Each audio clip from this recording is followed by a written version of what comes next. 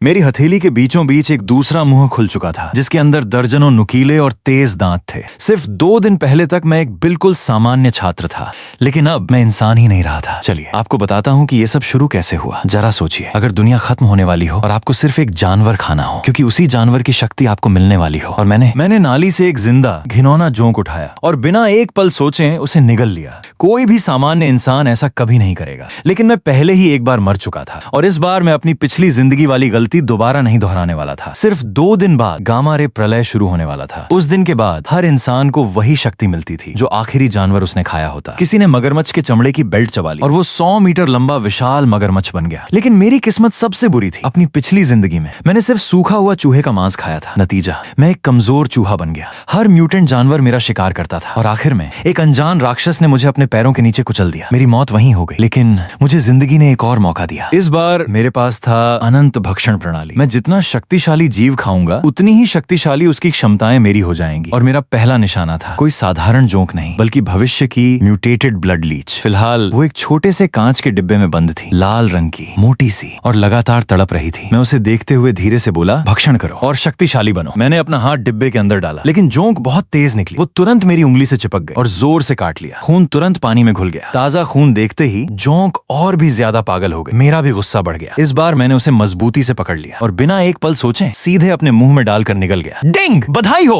Host, भक्षण सफल, gene निष्कर्षण पूरा हुआ। नई जीन शक्ति प्राप्त हुई। अगले ही पल मेरी कटी हुई उंगली में अजीब सी जलन होने लगी। मैं नीचे देखकर हैरान रह गया। लाल रंग के पतले पतले रेशे मेरे घाव को ढकने लगे। सिर्फ 2 सेकंड के अंदर मेरी पूरी उंगली बिल्कुल पहले जैसी हो गई, जैसे कभी चोट लगी ही ना हो। पुनर्जीवन शक्ति। लेकिन बस इतना ही नहीं, मेरे पूरे शरीर में एक अजीब सी ऊर्जा दौड़ने लगी। ऐसा लग रहा था जैसे मैं एक पहाड़ भी उठा सकता हूँ। मैं तुरंत शीशे के सामने गया और जो मैंने देखा उसने मेरी सांसें रोक। मेरी लंबाई सीधे 1 मीटर 70 सेंटीमीटर से 1 मीटर 90 सेंटीमीटर हो चुकी थी। मेरे काले बाल खून की तरह लाल हो गए थे और मेरी आंखें बिल्कुल किसी शैतान की तरह चमक रही थीं। लेकिन सबसे डरावनी चीज मेरी दाहिनी हथेली पर थी। मेरी हथेली के बीच एक और मुंह खुल गया था। उसके अंदर दर्जनों छोटे छोटे नुकीले दांत थे, बिल्कुल उसी म्यूटेटेड ब्लड लीच की तरह। ये मुंह सीधे दुश्मन का खून चूस सकता था। एक पल के लिए मैं भी घबरा गया। अगर मैं इसी रूप में बाहर गया तो लोग मुझे इंसान नहीं, राक्षस समझेंगे। जैसे ही मैंने ये सोचा, मेरा शरीर धीरे धीरे फिर से सामान्य होने लगा। लाल बाल गायब हो गए, हथेली का मुंह भी गायब हो गया। सब कुछ बिल्कुल पहले जैसा हो गया। मैं हल्का सा मुस्कुरा दिया। ये शक्ति मेरी सोच से भी ज्यादा खतरनाक है। अब डार्क कैओस शुरू होने में सिर्फ 2 दिन बचे थे और मेरे पास अभी भी 2 और भक्षण के मौके बाकी थे। मुझे और भी ज्यादा शक्तिशाली बनना ही था। तभी मुझे एक बहुत जरूरी बात याद आई। दारू सिटी में एक छिपा हुआ अरबपति रहता था जिसके पास एक बेहद दुर्लभ इलेक्ट्रिक ईल थी। भविष्य में ये कोई साधारण ईल नहीं रहने वाली थी। ये बन जाए लाइटनिंग बीस्ट, एक ऐसा जीव जो आसमान से बिजली गिरा सकता था। अगर मैं उसे अभी ही खा लूं तो मेरी शक्तियां सीधे अगले स्तर पर पहुंच जाएंगी। लेकिन एक बड़ी समस्या थी। मेरे जैसे एक साधारण छात्र का उस अरबपति तक पहुंचना लगभग नामुमकिन था। लेकिन उसकी एक बेटी थी, यान शियाओतियान, और वो किंग बेई यूनिवर्सिटी में पढ़ती थी। मैंने एक पल भी बर्बाद नहीं किया और सीधे यूनिवर्सिटी के पास वाले सुनसान पार्क की तरफ निकल गया, क्योंकि हर रोज क्लास खत्म होने के बाद वो चुपचाप इसी रास्ते से गुजरती थी। मैं अभी पार्क में पहुंचा ही था कि दूर से एक बेहद खूबसूरत लड़की दिखाई दी और उसे देखते ही मुझे समझ आ गया मेरी असली बाजी अब शुरू होने वाली थी। और फिर वो हल्का सा मुस्कुराई, जैसे उसे पहले से ही पता था कि मैं आज यहाँ आने वाला हूँ। दूर खड़ी वो लड़की किसी आम स्टूडेंट जैसी बिल्कुल भी नहीं लग रही थी। उसके चेहरे पर एक अजीब सी ठंडी शख्सियत थी, जैसे वो किसी को भी अपने करीब आने ही नहीं देना चाहती हो। तभी एक रोल्स रॉयस पार्क के अंदर आकर रुकी। 3 बॉडीगार्ड तुरंत बाहर निकले और पूरे सम्मान के साथ गाड़ी का दरवाजा खोल दिया। मैं तुरंत समझ गया यही यान शियाओतियन थी और अगर मुझे वो दुर्लभ इलेक्ट्रिक ईल चाहिए तो शुरुआत इसी लड़की से करनी होगी। जैसे ही वो गाड़ी में बैठने लगी, मैं सीधे उसके सामने जाकर खड़ा हो गया। हल्की सी मुस्कान के साथ मैंने कहा, मैं इस खूबसूरत लड़की के लिए आया हूँ। एक पल रुककर मैंने अपनी बात पूरी की, असल में इसका अपहरण करने। मेरी बात सुनते ही तीनों बॉडीगार्ड के चेहरे का रंग बदल गया। लेकिन सबसे हैरान करने वाली बात, यान शियाओतियन बिल्कुल भी नहीं घबराई। उसने बस ठंडी नजरों से मुझे देखा और बोली, क्या तुम खुद को बहुत ताकतवर समझते हो? उसके इशारा करते ही मुख्य बॉडीगार्ड बिजली की रफ्तार से मेरी तरफ दौड़ा, लेकिन उसके हमला करने से पहले ही मैंने बस एक साधारण सा मुक्का मारा। धड़ाम! अगले ही पल उसका पूरा शरीर हवा में उड़ गया। वो लगभग 5 मीटर दूर जाकर एक टेढ़े पेड़ से जोर से टकराया और वहीं बेहोश होकर गिर पड़ा। सब कुछ सिर्फ 1 सेकंड के अंदर खत्म हो गया। यान शियाओतियन की आंखें हैरानी से फैल गईं। बाकी दोनों बॉडीगार्ड वहीं के वहीं जम गए। उनके दिमाग में बस एक ही सवाल घूम रहा था, एक मुक्के में कोई इंसान 5 मीटर दूर कैसे उड़ सकता है? सच कहूं, मैं खुद भी थोड़ा हैरान था। लगता है म्यूटेटेड लीच की ताकत मेरी उम्मीद से भी कहीं ज्यादा खतरनाक थी। अपनी ताकत को और परखने के लिए मैंने पास खड़ी रोल्स रॉयस को हल्की सी लात मारी। धम! हैंड ब्रेक लगी हुई वो लग्जरी कार सीधे 3 मीटर तक फिसल गई। उसका साइड वाला दरवाजा पूरी तरह अंदर धंस गया। पूरे पार्क में एकदम सन्नाटा छा गया। पहली बार यान शियाओतियन का चेहरा सफेद पड़ गया। बाकी बॉडीगार्ड डर के मारे धीरे धीरे पीछे हटने लगे। मैं आराम से उसके सामने जाकर खड़ा हो गया। वह घबराई हुई आवाज में बोली, तुम्हें पैसे चाहिए या मेरा शरीर? मैं हल्का सा मुस्कुराया। मुझे तुम दोनों में से कुछ भी नहीं चाहिए। अपने पापा यान नानजी को फोन करो और उनसे कहो कि अपनी दुर्लभ इलेक्ट्रिक ईल लेकर यहाँ आए। पहले मुझे वो ईल मिलेगी, उसके बाद तुम आजाद हो। यान शियाओतियन पूरी तरह उलझ गई। उसे समझ ही नहीं आ रहा था कि कोई उसका अपहरण करके सिर्फ एक मछली क्यों मांग रहा है, लेकिन उसके पास कोई और रास्ता भी नहीं था। उसने तुरंत अपने पापा को फोन किया और पूरी बात बता दी। उधर फोन उठाते ही यान नानजी का चेहरा बदल गया। क्या मेरी बेटी का अपहरण हो गया? और गुस्से में अपनी कुर्सी से खड़ा हो गया। फौरन सुरक्षा बलों को खबर करो, सबसे बेहतरीन मेडिकल टीम तैयार रखो और गाड़ी तुरंत निकालो। घर से निकलने से पहले उसने एक और आदेश दिया, मेरी दुर्लभ इलेक्ट्रिक ईल भी गाड़ी में रखो। करीब आधे घंटे बाद यान शियाओतियन ने फोन रखा। फिर मेरी तरफ देखकर धीमी आवाज में बोली, मेरे पापा रास्ते। मैंने सिर हिलाकर कहा, अच्छा। फिर मैंने उसकी तरफ देखा और ऐसी बात कही जिस पर कोई भी आम इंसान आसानी से यकीन नहीं करता। सिर्फ 2 दिन बाद पूरी दुनिया बदलने वाली है। एक गामा रे पूरी धरती से टकराएगी। उसके बाद हर जानवर एक म्यूटेंट दैत्य बन जाएगा। सभ्यता पूरी तरह बिखर जाएगी और तुम्हारे घर की इलेक्ट्रिक ईल तुम सबकी जान ले लेगी। मैं पूरी तरह गंभीर था, लेकिन यान शियाओतियन बस मुझे एक पागल इंसान की तरह देख रही थी। उसके लिए मेरी हर बात किसी साइंस फिक्शन फिल्म जैसी लग रही थी। मैंने सिर्फ इतना कहा, यकीन करना है या नहीं ये तुम्हारी मर्जी है। मैं तुमसे ईल मुफ्त में नहीं ले रहा। इसके बदले मैं तुम्हारे पूरे परिवार की जान बचाने वाली जानकारी दे रहा हूँ। मेरे हिसाब से ये एक बिल्कुल सही सौदा है। लेकिन उसने सिर्फ चुपचाप सिर हिला दिया। उसकी नजरों में मैं एक बेहद खतरनाक सनकी था। मैं समझ गया अब सिर्फ बातों से कोई फायदा नहीं होने वाला। इसलिए मैंने बिना कुछ कहे अपना दायां हाथ आगे बढ़ाया और बाएं हाथ पर एक गहरा चीरा लगा दिया। खून तुरंत बहने लगा, लेकिन अगले ही पल जो होने वाला था उसे देखकर यान शियाओतियन की पूरी दुनिया बदलने वाली थी। जैसे ही मैंने अपना हाथ काटा, कुछ ही सेकंड के अंदर मेरी उंगलियों से लाल रंग के बेहद पतले पतले धागे निकलने लगे और देखते ही देखते मेरा पूरा घाव भर गया। ऐसा लग रहा था जैसे वहां कभी कोई चोट लगी ही न हो। दूर खड़े दोनों बॉडीगार्ड का मुंह खुला का खुला रह गया और यान शियाओतियन पहली बार सच में डर गई। अब उसे मेरी बातों पर थोड़ा थोड़ा यकीन होने लगा था। मैंने उसकी आंखों में देखते हुए कहा, तुम्हारे परिवार का कारोबार पूरे दारू सिटी में फैला हुआ है। सिर्फ एक दिन बाद डार्क कैओस शुरू होने वाला है। उसके बाद खाना, पानी, दवाइयाँ, हर चीज की भारी कमी हो जाएगी। अगर तुम मुझ पर भरोसा करोगी तो मैं तुम्हारे पूरे परिवार को बचा सकता हूँ। मैं भी अकेले सब कुछ नहीं कर सकता था, चाहे मेरे पास कितनी भी शक्तियां क्यों ना हो। हर इंसान को साथियों की जरूरत पड़ती ही है और यान परिवार मेरे लिए सबसे बेहतरीन साथी साबित हो सकता था। यान शियाओतियन कुछ देर तक चुप रही, फिर धीरे से बोली, मैं पापा से सारी बात करूंगी और जल्द ही तुम्हें अपना जवाब दूंगी। उसी समय दूर से पुलिस सायरन की आवाज सुनाई देने लगी। कुछ ही सेकंड बाद कई बख्तरबंद सैन्य गाड़ियां पार्क के अंदर आकर रुक गईं। उनमें से एक अधेड़ उम्र का आदमी बाहर निकला। वह था यान नानजी। सबसे पहले उसकी नजर टूटी हुई रोल्स रॉयस पर पड़ी। एक पल के लिए उसका दिल जैसे रुक गया, लेकिन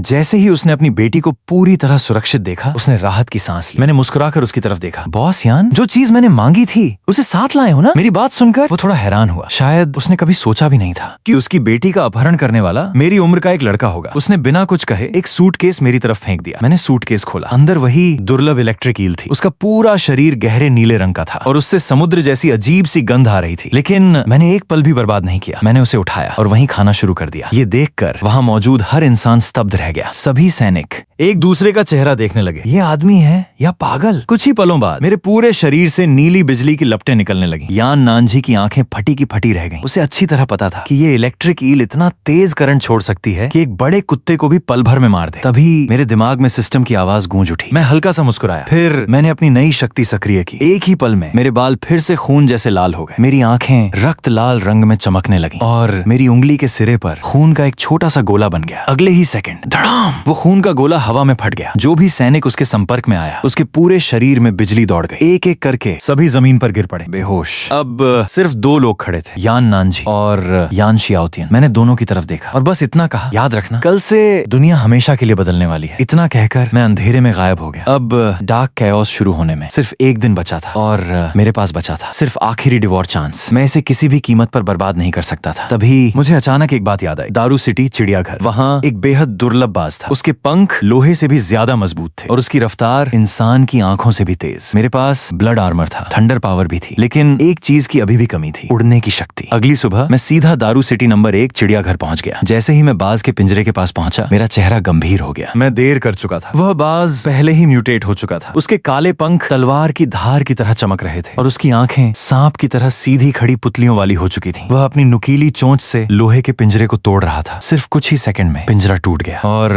वह बाज सीधा मेरी तरफ झपटा। लेकिन जैसे ही वो मेरे करीब आया, समय जैसे धीमा पड़ गया। उसकी हर हरकत मुझे बिल्कुल साफ दिखाई दे रही। सिर्फ एक सेकंड में मैंने उसकी गर्दन पकड़ ली और बिना एक पल रुके उसे जिंदा ही निगलना शुरू कर दिया। तभी सिस्टम की वही परिचित आवाज फिर गूंज उठी, लेकिन इस बार मुझे जो शक्ति मिलने वाली थी वो मेरी कल्पना से भी कहीं ज्यादा खतरनाक थी। जारी रहेगा। जैसे ही मैंने उस बाज को निगला, मेरे मन में सबसे पहला ख्याल आया, क्या सच में मुझे इसकी शक्ति मिल गई है? अगले ही पल मेरी पीठ पर से कुछ बाहर निकलने लगा। सिर्फ एक पल में मेरी पीठ पर 6 मीटर लंबे 2 विशाल काले पंख उगाए। मैं खुद भी एक पल के लिए हैरान रह गया। फिर मैंने धीरे से अपने पंख फड़फड़ाए और मेरा पूरा शरीर हवा में उठ गया। मैं सीधा आसमान की ओर उड़ने लगा। ये एहसास मेरी दोनों जिंदगियों में पहली बार था। मैं बादलों के बीच उड़ रहा था। तभी ट्रिंग ट्रिंग मेरा फोन बज उठा। स्क्रीन पर नाम था यान शियाओतियन। जैसे ही मैंने कॉल उठाई, उधर से उसकी घबराई हुई आवाज सुनाई दी। मोबे, जल्दी आओ, यहाँ कुछ राक्षस आ गए हैं, प्लीज हमें बचा लो। उसकी आवाज डर से कांप रही थी। मैं तुरंत समझ गया, मामला बेहद गंभीर है। मैंने एक पल भी बर्बाद नहीं किया और उसके भेजे हुए लोकेशन की तरफ पूरी रफ्तार से उड़ गया। कुछ ही मिनटों बाद मैं एक विशाल फूड वेयरहाउस के ऊपर पहुंच गया। यहाँ हजारों डिब्बों में पैक खाना रखा हुआ था। डार्क कैओस शुरू होने के बाद यही सामान सोने से भी ज्यादा कीमती होने वाला था। लेकिन वेयरहाउस के अंदर 2 राक्षस पहले ही घुस चुके थे। एक का चेहरा पूरी तरह सुअर जैसा था। उसका मोटा ताजा शरीर चर्बी से भरा हुआ था। दूसरा लगभग 3 मीटर लंबा था। उसके सिर पर विशाल नुकीले सींग थे। वो बिल्कुल किसी विशाल बैल जैसा दिख रहा था। सुअर राक्षस जोर जोर से हंसते हुए बोला, बड़े भाई,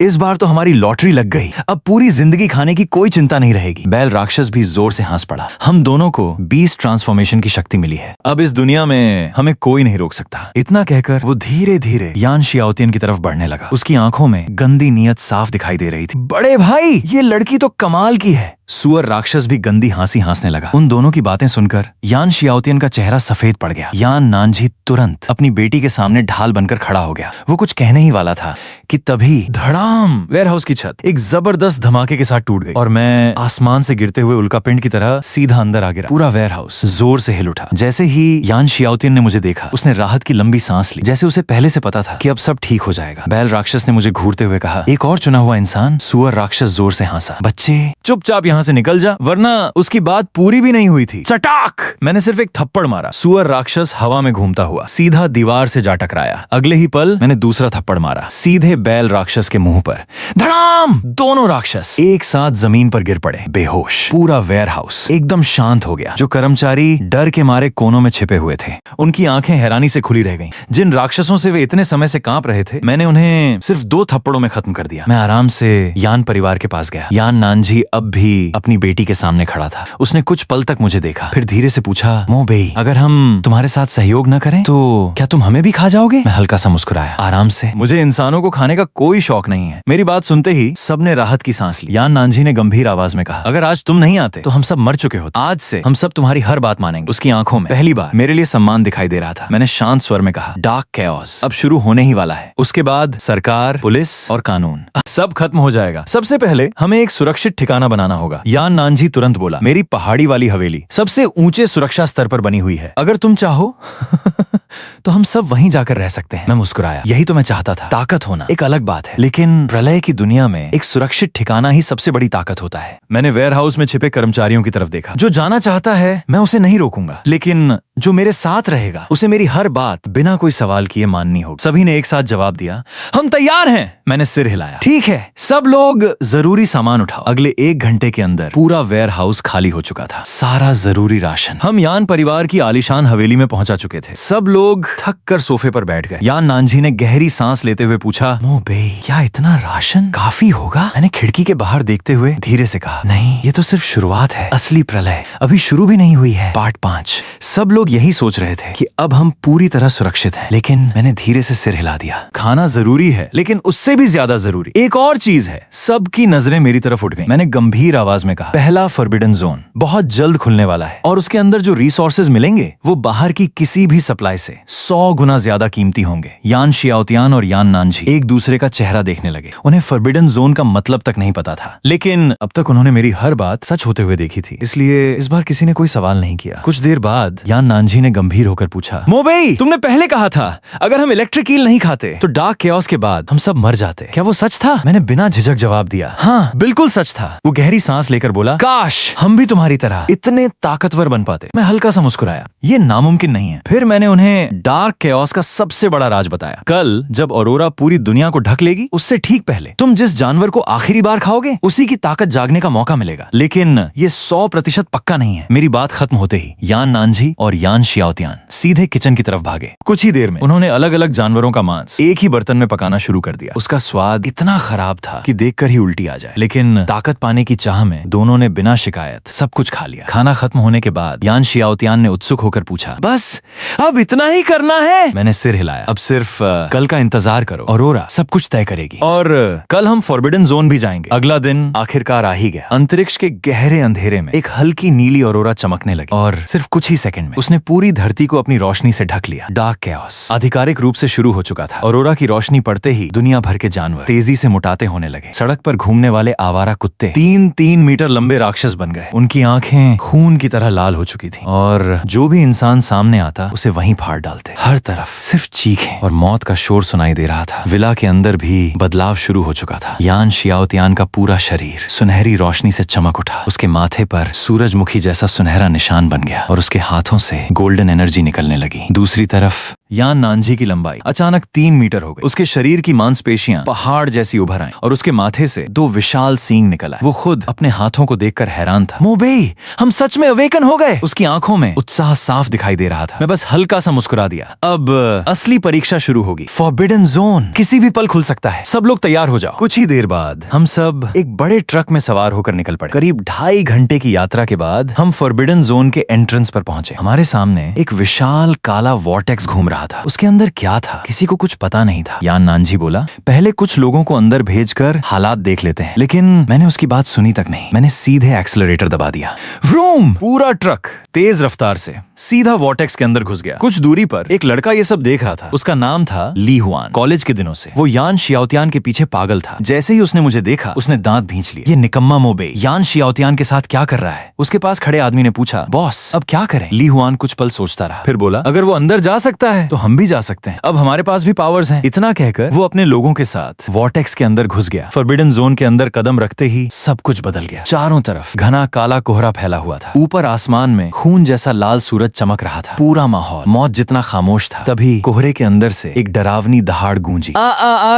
ट्रक के अंदर बैठे सभी लोग एकदम सतर्क हो गए। मैंने धीमी आवाज में कहा, ये डार्क क्रीचर्स हैं, इन्हें एलियन मॉन्स्टर्स समझ लो। मैं ट्रक से नीचे उतर गया। फिर स्टीयरिंग पर बैठे यान नानजी की तरफ देखकर बोला, बॉस यान अब आप ड्राइव संभालिए, मैं सबके लिए रास्ता साफ करता हूँ। इतना कहकर मैं अकेला उस खूनी कोहरे की तरफ बढ़ने लगा। लेकिन मुझे भी नहीं पता था कि इस फॉरबिडन जोन के अंदर मेरा सामना किस स्तर के मॉन्स्टर से होने वाला था। 9 अगले ही पल घने काले कोहरे के अंदर से कुछ अजीब साएं बाहर निकलने लगे। उनका पूरा शरीर काले धुएं से ढका हुआ था। हर क्रीचर लगभग 2 मीटर लंबा था। दूर से देखने पर वो इंसानों जैसे लग रहे थे, लेकिन असल में उनका इंसानों से कोई लेना देना नहीं था। यान नानजी तुरंत घबरा गया। ऐसे नहीं चलेगा यंग फ्रेंड मोबेई, तुम चाहे कितने भी ताकतवर क्यों ना हो, लेकिन दुश्मन बहुत ज्यादा है। मैं भी तुम्हारी मदद करता हूँ। फिर उसने अपनी बेटी की तरफ देखा, शियाओतियान तुम ट्रक संभालो। जैसे ही उसने दरवाजा खोलने के लिए हाथ बढ़ाया, धड़ाम, मैंने बस अपना हाथ उठाया और एक हल्का सा थप्पड़ मार दिया। अगले ही पल सामने खड़े 6 डार्क क्रीचर्स हवा में ही फट गए। न कोई खून न कोई लाश, सिर्फ एक ही वार और सब खत्म। यान नानजी का हाथ दरवाजे पर ही रुक गया। ये कैसे हो सकता है? ये वही डार्क क्रीचर्स थे जिनका नाम सुनते ही लोगों के पैरों तले जमीन खिसक जाती थी, और मोबेई ने उन्हें सिर्फ एक थप्पड़ में खत्म कर दिया। यान शियाओतियान चुपचाप मेरी पीठ को देख रही थी। उसकी आंखों में हैरानी साफ दिखाई दे रही थी। बिना किसी वजह के उसका दिल तेजी से धड़कने लगा। मैं बिना पीछे मुड़े आगे बढ़ता गया। सच कहूं, पहले फॉरबिडन जोन के डार्क क्रीचर्स इतने ताकतवर नहीं होते, और मैंने तो अपोकलिप्स शुरू होने से 3 दिन पहले ही अपनी पावर्स जागृत कर ली थी। इन जैसे कमजोर दुश्मनों को हराने के लिए मुझे अपना बीस्ट फॉर्म इस्तेमाल करने की जरूरत भी नहीं थी। रास्ते में जितने भी डार्क क्रीचर्स मिले सब एक ही थप्पड़ में खत्म होते गए। कुछ देर बाद मुझे खुद याद नहीं रहा कि मैं कितनों को मार चुका हूँ। बस एक ही बात का अफसोस था, ये मुटेटेड बीस्ट नहीं थे, इसलिए इनके पास क्रिस्टल कोर्स भी नहीं थे, वरना अब तक मैं कई बार लेवल अप कर चुका होता। ट्रक के अंदर यान नानजी और यान शियाओतियान सब कुछ अपनी आंखों से देख रहे थे। शुरुआत में हर अटैक पर दोनों शॉक हो जाते, लेकिन लेकिन कुछ देर बाद उन्हें इस नजारे की आदत सी पड़ गई। तभी यान नानजी मुस्कुराया, अपनी बेटी की तरफ देखकर बोला, शियाओ तियान, मोबेई के बारे में तुम क्या सोचती हो? वो ताकतवर भी है, समझदार भी, न घमंडी है और न ही जल्दबाज। अगर ऐसा लड़का मेरा दामाद बन जाए तो मुझे कोई आपत्ति नहीं होगी। ये सुनते ही यान शियाओतियान का चेहरा लाल हो गया। डैड, आप कैसी बातें कर रहे हैं? वो पूरी तरह शर्म से नजरें झुका गई। उसी समय ट्रक से काफी पीछे घने कोहरे में छिपे ली हुआन और उसके साथी सब कुछ देख रहे थे। मोबेई को एक ही वार में डार्क क्रीचर्स खत्म करते देख सबके दिल कांप उठे। ली हुआन ने दांत भींच लिए, साला इसके पास भी सुपर पावर्स आ गई हैं और ये मुझसे भी ज्यादा ताकतवर है, इसे हर हाल में मरना होगा। उसके एक आदमी ने पूछा, ब्रदर ली, अब क्या करें? ली हुआन ने गहरी सांस ली, चाहे कितना भी ताकतवर हो, आखिर इंसान ही है। इतनी देर से लगातार लड़ रहा है, एक न एक वक्त इसकी ताकत खत्म होगी। हम इसका पीछा करते रहेंगे, जैसे ही कोई कीमती चीज मिलेगी हम हमला करेंगे। हम 5 लोग हैं, तब तक ये थक चुका होगा। उस वक्त इसे हराना मुश्किल नहीं होगा। उधर मैं बिना रुके रास्ता साफ करता जा रहा था। मेरी सेंसेस अब आम इंसानों से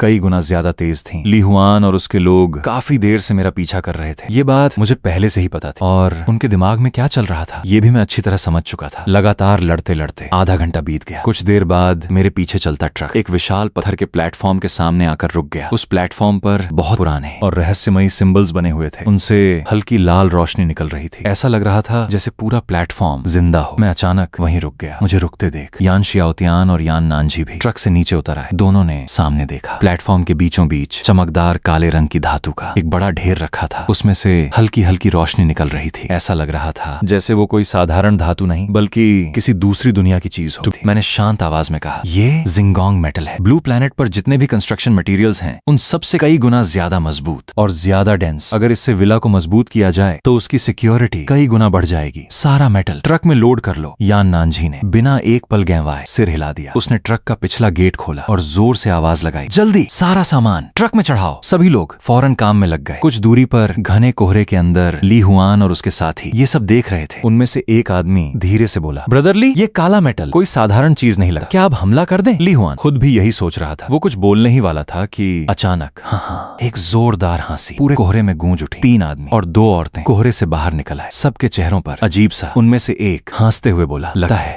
तुम्हारी सारी ताकत खत्म हो चुकी है, अब तुम हम 5 का सामना नहीं कर पाओगे। तभी एक सुनहरे बालों वाले आदमी का शरीर अचानक फूलने लगा। कुछ ही सेकंड में वो 3 मीटर लंबा मांस का पहाड़ बन गया। उसका चेहरा एक खतरनाक बिग मॉन्स्टर जैसा हो चुका था। वो धीरे धीरे हमारी तरफ बढ़ने लगा। उसके हर कदम के साथ जमीन जोर से कांप रही थी। उसका दबाव इतना भयानक था कि कोई भी आम इंसान उसी जगह बेहोश हो जाता। लेकिन मैंने सिर्फ हल्की सी मुस्कान दी। अगले ही पल मेरी पीठ से 2 विशाल काले पंख निकल आए। उनमें से एक फेदर बिजली की रफ्तार से हवा में उड़ा जस्ट, और अगले ही पल मॉन्स्टर सीधा जमीन पर गिर पड़ा। सिर्फ एक ही हमला और सब खत्म। उसके बाकी साथी सदमे में जड़ हो गए। उनमें से एक लड़की घबराकर चिल्लाई, तुमने उसे मार दिया? मैंने शांत आवाज में कहा, डार्क टर्मोइल शुरू हो चुका है और मैंने तो सिर्फ एक इंसान को ही मारा है। मैंने अपने पंख हल्के से हिलाए। इस बार कई फेदर एक साथ हवा में उड़ गए। बाकी लोग अपना बीस्ट फॉर्म एक्टिवेट भी नहीं कर पाए थे कि जस्ट भयंकर बिजली उनके पूरे शरीर में दौड़ गई। अगले ही पल सभी धड़ाम से जमीन पर गिर पड़े। एक भी खड़ा नहीं बचा। दूर खड़ा ली हुआन ये सब देख रहा था। उसका चेहरा पूरी तरह सफेद पड़ चुका था। उसके एक साथी ने घबराकर पूछा, ब्रदर ली, अब क्या करें? ली हुआन जोर से चिल्लाया, हमला करें, दिखाई नहीं देता, ये कितना ताकतवर है, भागो, सबके सब भागो। इतना कहकर वो बिना पीछे देखे भाग निकला। उसका प्लान साफ था, मोबेई के थकने का इंतजार करेगा और फिर मौका देकर सारा ट्रेजर लूट लेगा। लेकिन उसने कभी सोचा भी नहीं था कि इतने सारे डार्क क्रीचर्स को मारने के बाद भी मोबेई अब भी इतना ताकतवर होगा। जैसे ही ली हुआन ने पहला कदम आगे बढ़ाया, ठाक आसमान से एक काला फेदर गिरा और उसके सामने सिर्फ 3 मीटर की दूरी पर जमीन में धंस गया। उसी पल एक ठंडी आवाज गूंजी, मैंने तुम्हें जाने की इजाजत कब दी? ली हुआन और उसके साथियों की रीढ़ तक ठंडी पड़ गई। ऐसा लग रहा था मानो यमराज खुद उनके सामने खड़े हो। आसमान में मोबेई अपने विशाल काले पंख फैलाए हवा में मंडरा रहा था। जब भी उसके पंख हिलते आसपास का घना कोहरा छांट जाता। उधर यान शियाओतियान और बाकी लोग भी अब सब समझ चुके थे। उन्हें एहसास हुआ कि कोई काफी देर से उनका पीछा कर रहा था। सबसे हैरानी की बात ये थी कि वो लोग भी स्पिरिट बीस्ट वॉरियर्स थे, फिर भी उन्हें किसी की मौजूदगी का जरा भी एहसास नहीं हुआ। लेकिन मोबेई के शरीर में बाकी सबकी तुलना में 2 एक्स्ट्रा जीन सीक्वेंसेस थे। इसी वजह से उसकी सेंसिंग एबिलिटी सबसे कई गुना ज्यादा शक्तिशाली थी। ली हुआन ने जबरदस्ती मुस्कुराने की कोशिश की।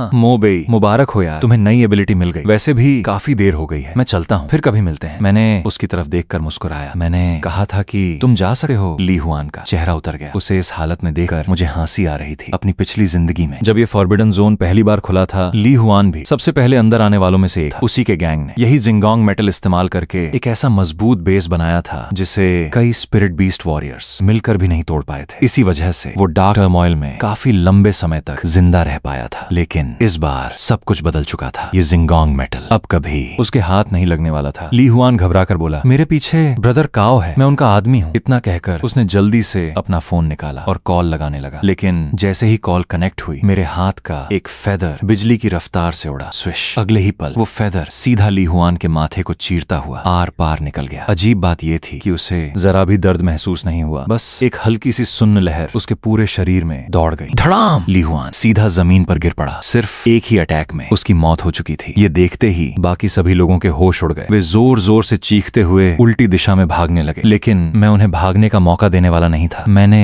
अपने काले पंख हल्के से फैलाए। अगले ही पल कई बिजली से भरे पंख हवा में निकल पड़े। Z Z Z Z T T T T. Li Huan की तरह उन्हें भी अपना बीस्ट फॉर्म एक्टिवेट करने का मौका नहीं मिला। कुछ ही सेकंड में सब के सब जमीन पर गिर चुके थे। एक भी इंसान जिंदा नहीं बचा। उसी बीच ली हुआन के हाथ से गिरा हुआ फोन अब भी स्पीकर पर चालू था। उसमें से एक गुस्से भरी आवाज लगातार सुनाई दे रही थी। कौन है? मेरे लोगों को किसने हाथ लगाया? ये आवाज थी काओ मेंगलोंग की। उसे अभी तक वहां क्या हुआ था कुछ भी पता नहीं था। लेकिन चीखों की आवाज सुनकर उसे समझ आ चुका था कि उसके आदमी मारे जा चुके हैं। फोन से फिर गरजती हुई आवाज आई, कौन हो तुम? मेरे लोगों को मारने की हिम्मत कैसे हुई? जो भी हो, तुम बचोगे नहीं। मैं फिर भी चुप रहा। मेरी खामोशी ने काओ मेंगलोंग को और भी ज्यादा गुस्सा दिला दिया। उसे ऐसा लग रहा था जैसे वह हवा में मुक्के मार रहा हो। आखिर उसने दांत भींच कर कहा, बता, मैं खुद आकर तुझे देख लूंगा। कुछ सेकंड की खामोशी के बाद मैंने धीरे से कहा, अब जब दुश्मनी हो ही गई है तो इसे ठीक से ही खत्म करते हैं। मैं 5 स्टार गार्डन के पास वाले अपार्टमेंट में हूँ। हिम्मत है तो आ जाना, मैं वहीं मिलूंगा। काओ मेंगलोंग ठंडी आवाज में बोला, मुझे उकसाने की जरूरत नहीं, फुर्सत मिलते ही मैं खुद तुझे ढूंढ लूंगा। मैंने बिना कुछ कहे फोन को अपने हाथ में दबा दिया। क्रैक! फोन टुकड़ों में टूट गया। मैं वापस यान शियाओतियान और बाकी लोगों के पास आया और शांत आवाज में बोला, काम जारी रखो, सारा मटीरियल ट्रक में लोड करो। लेकिन सब लोग अभी भी वहीं खड़े थे, शौक से। कोई बाहर ही नहीं निकल पा रहा था। उन्हें लगा था मैं उन्हें फॉरबिडन जोन में लड़ने के लिए लाया हूँ, लेकिन पूरे रास्ते उनकी जरूरत ही नहीं पड़ी। मैंने उनकी तरफ देखकर कहा, मैं तुम्हें यहाँ सिर्फ एक चीज दिखाने लाया था, डार्क टर्मोइल की असली दुनिया। यहाँ सिर्फ एक ही नियम है, अगर तुम अपने दुश्मन पर रहम करोगे तो वही रहम कल तुम्हारी और तुम्हारे अपनों की मौत की वजह बनेगा। मैंने बाप बेटी दोनों की तरफ देखा, फिर पूछा, मैंने सबको मार दिया, क्या तुम्हें लगता है मैं बहुत क्रूर हूँ? यान शियाओतियान ने बिना सोचे जवाब दिया, नहीं, हम पर हमला उन्होंने पहले किया था। अगर हम कमजोर होते तो आज हमारा भी यही हाल होता। यान नानजी ने भी सिर हिलाकर उसकी बात का समर्थन किया। कुछ देर बाद सारा जिंगांग मेटल ट्रक में लोड हो चुका था। सब लोग वापस ट्रक में बैठे और फॉरबिडन जोन से बाहर निकल गए। रास्ते में कोई इंसान नहीं मिला, लेकिन घने कोहरे के अंदर से बार बार डार्क क्रीचर्स निकलते रहे, बिल्कुल किसी गेम के डंगन मॉन्स्टर्स की तरह जो बार बार रिस्पॉन होते रहते हैं। मोबेई को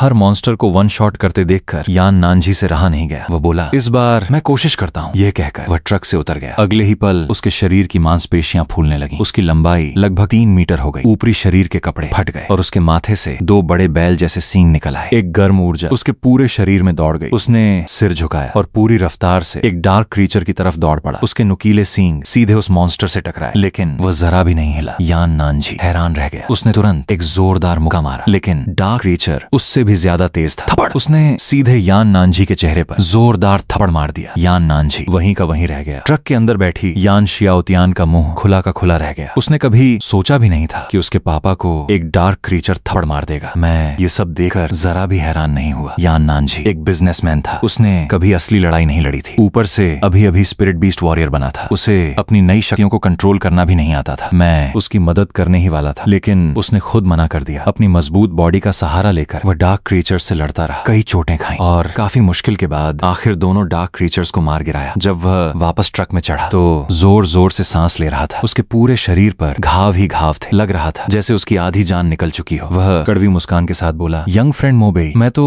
तुम्हारे आस पास भी नहीं हूँ। मुझे लगा था ये डार्क क्रीचर्स आसान होंगे। आज तो मेरी अपनी ही बेइज्जती हो गई। मैं बस हल्का सा मुस्कुरा दिया, कुछ नहीं बोला। थोड़ी देर बाद हम सब सुरक्षित फॉरबिडन जोन से बाहर निकल आए और सीधे विला लौट गए। यान नानजी ने वर्कर्स को आदेश दिया, सारा जिंगोंग मेटल उतारो और तुरंत विला की मजबूती बढ़ाने का काम शुरू करो। डार्क टर्मोइल शुरू हो चुका था। जितनी जल्दी यह विला एक डूम्सडे फोर्ट्रेस बनेगा, उतनी ही ज्यादा हमारी सुरक्षा होगी। मैंने यान नानजी की तरफ देखकर कहा, फॉरबिडन जोन से संसाधन मिल गए, अब अगला काम जरूरी सामान इकट्ठा करना है। यान नानजी ने तुरंत सिर हिलाया। सिर्फ खाना ही नहीं, सिगरेट, औजार और जितनी भी जरूरी चीजें मिल सकती हैं, सब इकट्ठा करनी होंगी। जितना ज्यादा सामान होगा उतना ही फायदा होगा। ये सुनकर यान नानजी एक पल के लिए रुक गया, फिर उसके चेहरे पर मुस्कान आ गई। उसे समझ आ गया था कि मैं क्या कहना चाहता हूँ। अपोकलिप्स में सिर्फ खाना ही कीमती नहीं होता, कई बार सिगरेट जैसी चीजें भी करेंसी बन जाती हैं, जिनसे लोग सौदे करते हैं। वह मेरी तरफ देखकर बोला, मोबेई, तुमने तो मुझसे भी कई कदम आगे का सोच लिया। तभी यान शियाओतियान बोली, मोबेई, मैं भी तुम्हारे साथ चलूंगी। मैंने सीधा जवाब दिया, ठीक है। फिर कुछ वर्कर्स को साथ लेकर ट्रक में बैठे और वहां से निकल गए। पीछे खड़ा यान नानजी दूर जाते हुए ट्रक को देखता रहा। उसके चेहरे पर सुकून था। वह जानता था अगर मोबेई उनके साथ नहीं होता तो डार्क टर्मोइल में जिंदा रहना लगभग नामुमकिन था। विला से निकलने के बाद मैं सीधे दारू सिटी के सबसे बड़े सप्लाई वेयरहाउस की तरफ बढ़ गया। ये गोदाम टियानशेंग ग्रुप का था। सच तो ये था कि मैं शुरू से ही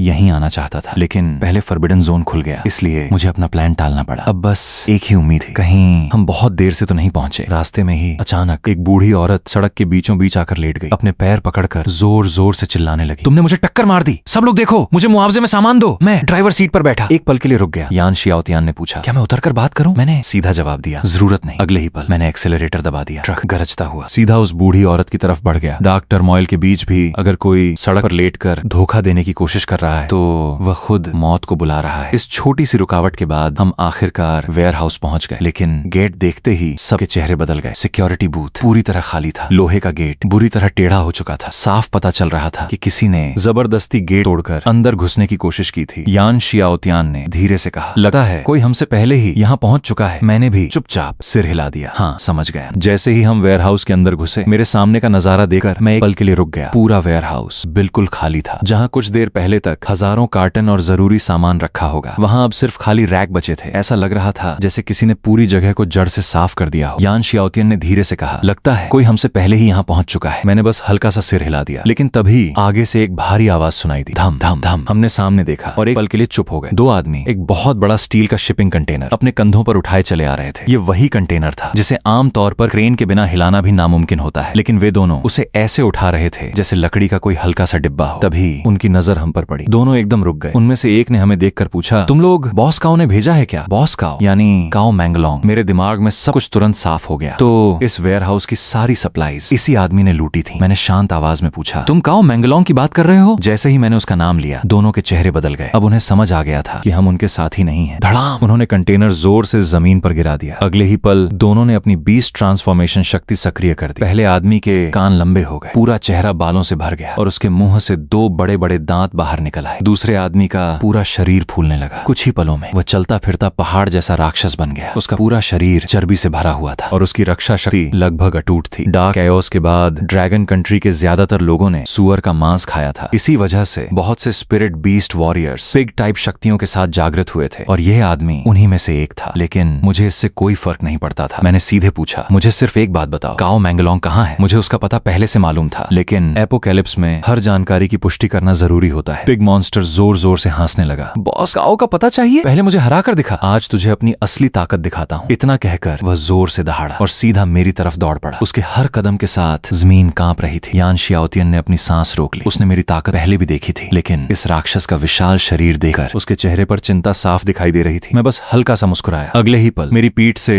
दो विशाल काले पंख निकल आए। स्वूश! एक पंख का पर बिजली की रफ्तार से हवा को चीरता हुआ निकला और सीधा उस राक्षस के सीने को आर पार कर गया।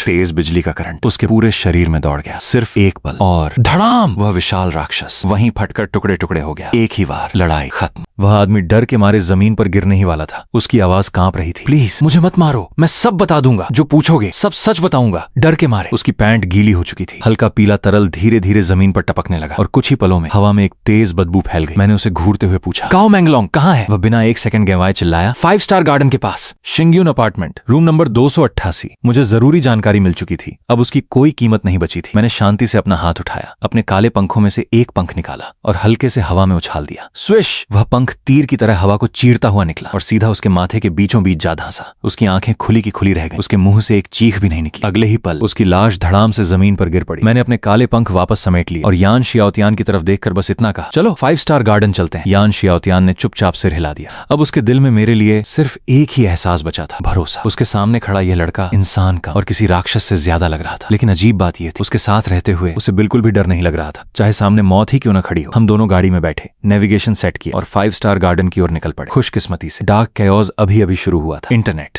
जीपीएस और कम्युनिकेशन सिस्टम अभी भी काम कर रहे थे। सिर्फ आधे घंटे के अंदर हम अपनी मंजिल के पास पहुंच गए। रास्ते भर एक अजीब नजारा देखने को मिल रहा था। कई सुपरमार्केट, शॉपिंग मॉल और इमारतों से काले धुएं के बड़े बड़े गुबार उठ रहे थे। हर थोड़ी देर बाद दूर कहीं धमाकों की आवाज और लड़ाई की कंपन महसूस हो रही थी, लेकिन मैंने उन सब पर ध्यान नहीं दिया। मेरे लिए इस समय सबसे जरूरी निशाना सिर्फ एक था, काओ मैंगलोंग 5 स्टार गार्डन। जैसे ही मैंने गाड़ी पार्क की, सामने वाली अपार्टमेंट बिल्डिंग का गेट खुला और उसमें से एक मोटा ताजा दबंग सा आदमी मुंह में सिगार दबाए बाहर निकला। उसके पीछे कई स्पिरिट बीस्ट वॉरियर्स खड़े। मैंने सीधे उसकी आंखों में देखकर पूछा, तुम ही काओ मैंगलोंग हो? मेरी आवाज सुनते ही उसके चेहरे का रंग बदल गया। तो तुम ही हो मोबेई? उसने तुरंत मेरी आवाज पहचान ली। अंदर ही अंदर उसका खून खौल उठा। इसी हरामी ने मेरे 5 आदमी मार दिए। मुझे लगा था सिर्फ धमकी दे रहा है, लेकिन ये सच में यहाँ आ गया। उसने चारों ओर नजर दौड़ाई। मेरी तरफ सिर्फ 2 लोग थे, मैं और यान शियाओतियान। उसकी तरफ वह खुद और उसके 7 आदमी, कुल मिलाकर 8 स्पिरिट बीस्ट वॉरियर्स। उसके चेहरे पर फिर से आत्मविश्वास लौट आया। वह जोर से चिल्लाया, सब लोग तैयार हो जाओ, इस कमीने को यहीं खत्म कर दो। फिर उसने लालच भरा इनाम भी घोषित कर दिया। जो इसे सबसे पहले मारेगा उसे कैंड बीफ के 3 बड़े केस मिलेंगे। ये सुनते ही उसके सारे आदमी पागल हो गए। सबकी आंखों में खून उतर आया। बूम! अगले ही पल सबने अपना बीस्ट फॉर्म एक्टिवेट कर दिया। किसी के शरीर पर सुअर जैसी शक्ल उभर आई, किसी के मुंह से कुत्ते जैसे नुकीले दांत निकल आए, किसी के सिर पर सींग उगाए, तो किसी के शरीर पर भेड़ जैसे लक्षण दिखाई देने लगे। यान शियाओतियान ने धीमी आवाज में पूछा, मोबेई, क्या हम सच में इन सब का सामना कर सकते हैं? उसकी आवाज में हल्का सा डर था, लेकिन मैंने कोई जवाब नहीं दिया। मेरी नजर सिर्फ एक इंसान पर टिकी हुई थी, काओ मैंगलोंग। उधर काओ मैंगलोंग ने मेरी खामोशी को मेरी कमजोरी समझ लिया। वह जोर जोर से हंसने लगा। अटैक! एक जोरदार दहाड़ के साथ वह सीधे मेरी तरफ दौड़ा। उसका मुक्का सीधा मेरे चेहरे की ओर आया। मैंने भी बिना हिले अपना मुक्का आगे बढ़ा दिया। धड़ाम! दोनों मुक्के आपस में टकराए। चिंगारियां हवा में उड़ने लगीं,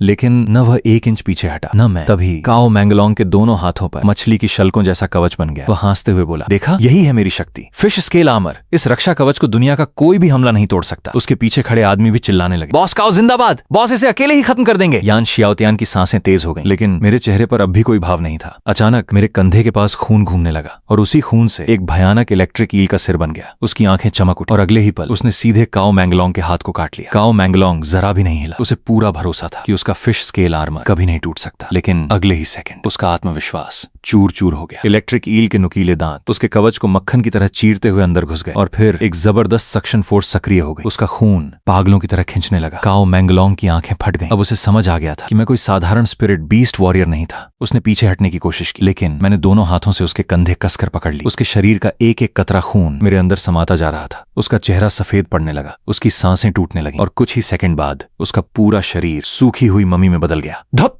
उसकी लाश जमीन पर गिर पड़ी। मैं भी एक पल के लिए हैरान रह गया, बस इतनी जल्दी मर गया। उधर यान शियाओतियान की आंखें सदमे से फैल गई थी। उसने अपनी आंखों के सामने एक जिंदा इंसान को सिर्फ कुछ ही सेकंड में सूखी हुई लाश बनते देखा। काओ मैंगलोंग के आदमी भी सन्न रह गए। अभी कुछ ही देर पहले जो अपने बॉस की तारीफ कर रहे थे, अब उनके पैर कांप रहे थे। उनमें से एक चीखा, यह इंसान नहीं है, भागो! और अगले ही पल सभी लोग उल्टे पांव भागने लगे। मैंने उनकी तरफ ठंडी नजर से देखा, फिर मेरी पीठ से दोबारा काले पंख निकल आए। लेकिन इस बार एक छोटा सा फर्क था। खून सोखने के बाद उन काले पंखों के किनारों पर गहरा लाल रंग उभर चुका था। अगले ही सेकंड मेरे काले पंखों से कई पंख एक साथ हवा में निकल पड़े। Swish swish swish! हर पंख अपना निशाना चुन चुका था। एक के बाद एक वे सबके माथे और सीने को चीरते हुए निकल गए। जज! तेज बिजली का करंट उनके पूरे शरीर में दौड़ गया। एक भी आदमी को अपना बीस्ट फॉर्म सक्रिय करने का मौका तक नहीं मिला। सिर्फ कुछ ही सेकंड में वे सभी जमीन पर लाश बनकर बिखर चुके थे। ये कोई लड़ाई नहीं थी, यह एक तरफा नरसंहार था और पूरी जंग कुछ ही पलों में खत्म हो गई। यान शियाओतियान चुपचाप खड़ी मुझे देखती रह गई। उसकी नाक में खून की तेज बदबू भर चुकी। उसका मन उल्टी करने को कर रहा था, लेकिन उसने खुद को संभाल लिया। अब वह समझ चुकी थी इस नई दुनिया में ऐसे नजारे रोज देखने पड़ेंगे। मैंने उसकी तरफ देखा और एक पल के लिए हैरान रह गया। एक अमीर घर की लड़की जो कभी हिंसा के करीब भी नहीं गई थी, इतनी जल्दी खुद को संभाल लेगी, ये मैंने भी नहीं सोचा था। मैंने शांत आवाज में कहा, काम खत्म, सारी सप्लाईज अपार्टमेंट के अंदर हैं। सब लोग ट्रक से उतरो और सामान लोड करना शुरू करो। यान शियाओतियान ने बिना कुछ कहे सिर हिला दिया। उसने ट्रक का पिछला गेट खोला और वर्कर्स को अंदर बुलाया। जैसे ही सब अपार्टमेंट के अंदर पहुंचे, उनकी आंखें खुली की खुली रह गईं। अंदर काओ मैंगलोंग और उसके गैंग ने सप्लाईज का पूरा खजाना जमा कर रखा था। चारों तरफ खाने के कार्टन, रोजमर्रा का सामान और जरूरी संसाधन भरे पड़े थे। वर्कर्स की खुशी का ठिकाना नहीं था। हर आदमी हर कार्टन को सोने की तरह संभाल कर उठा रहा था, क्योंकि डार्क कैओस के बाद ये सप्लाईज सोने और हीरों से भी ज्यादा कीमती बन चुकी थी। सब कुछ आसानी से हो, इसलिए ट्रांसपोर्टेशन की जिम्मेदारी मैंने खुद संभाली। लेकिन जब हम पहला लोड लेकर वापस निकल ही रहे थे, तभी कुछ अप्रत्याशित हो हो गया। स्क्रीच!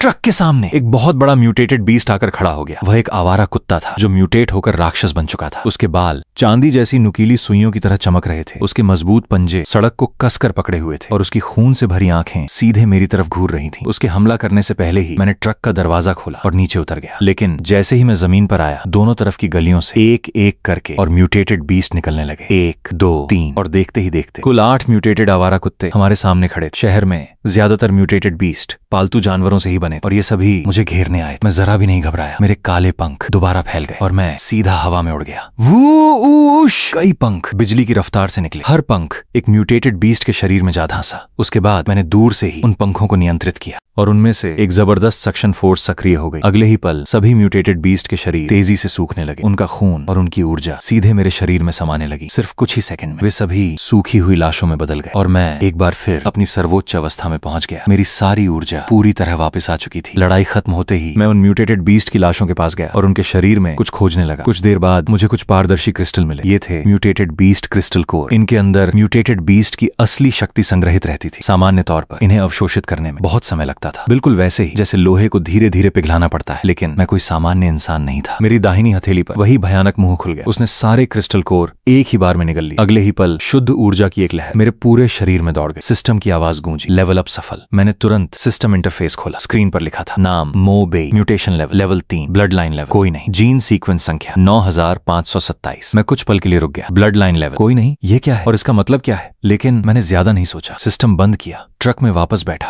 और यान शियाओतियान के साथ सामान लाना जारी रखा। हमने एक बार नहीं, 2 बार नहीं, पूरे 6 चक्कर लगाए। तब जाकर विला का गोदाम लगभग पूरी तरह भर गया। इतनी सारी सप्लाईज देखकर यान नानजी के चेहरे पर मुस्कान फैल गई। वो इतना खुश था कि उसके चेहरे की झुर्रियों में भी खुशी साफ दिखाई दे रही थी। अब उनके पास कई वर्षों तक जिंदा रहने लायक सामान था। और जब यान शियाओतियान ने उसे बताया कि मैंने अकेले ही काओ मैंगलोंग और उसके पूरे गैंग का सफाया कर दिया, तो यान नानजी के दिल में मेरे लिए सम्मान और भी बढ़ गया। वो मुस्कुराते हुए बोला, यंग फ्रेंड मोबे, इतनी सारी सप्लाईज के साथ हम आराम से 2 या 3 साल निकाल सकते हैं। अब हमें और क्या चाहिए? लेकिन मैंने सिर्फ हल्का सा सिर हिलाया। नहीं, सप्लाईज जितनी ज्यादा हो उतना ही बेहतर है। आखिर कौन मूर्ख होगा जो कहे कि उसके पास संसाधन बहुत ज्यादा है? और वैसे भी मेरा लक्ष्य सिर्फ जिंदा रहना नहीं था। मेरा असली निशाना था 10 किलोमीटर के दायरे में बची हुई हर सप्लाई पर कब्जा करना। रात होते होते मोबेई ने अपनी शक्तियों का पूरा इस्तेमाल करते हुए आसपास के लगभग सभी वेयरहाउस और शॉपिंग मॉल खाली करवा दी। उसके लिए सिर्फ एक ही चीज मायने रखती, जिंदा रहना। बाकी दुनिया बचे या न बचे उसे कोई फर्क नहीं पड़ता था, क्योंकि डार्क कैओस की दुनिया में जो दूसरों की ज्यादा फिक्र करता है सबसे पहले वही मरता है। जैसे ही रात ने दारू सिटी को अपनी काली चादर में ढक लिया, पूरा शहर खौफ से जड़ हो गया। हर घर का दरवाजा बंद था। हर इंसान अपनी जान बचाने के लिए चुपचाप दुबका बैठा था। लेकिन एक जगह ऐसी भी थी जहां माहौल